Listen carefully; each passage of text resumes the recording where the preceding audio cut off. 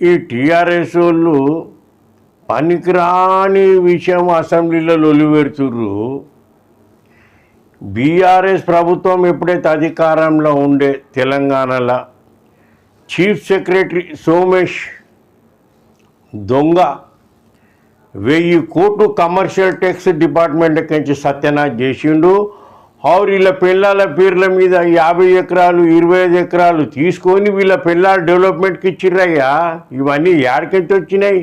ఆ విషయంలో టీఆర్ఎస్ వాళ్ళకి దమ్ము ఉంటే అసెంబ్లీలో మాట్లాడుర్రి. కేటీఆర్, కేసీఆర్, హరీశ్వరరావు చెప్తున్నాం, అవి ఏడ లంగతనం బయటపడగలదు అన్నట్టు లేదు ఒకటి తీసి లొల్లి పెడుతున్నారు. ఈ సోమేష్ కుమార్ గారి దొంగ 1000 కోట్లు ఈయన పేరు మీద ఇన్ని ఎకరాల భూమి ఎట్లొచ్చింది అది తీర్రి ముందుగాల బయటికి. దొంగతనం అంతా పక్కకు పెట్టి మాటలు మాట్లాడుతుర్రేం రా భయ్.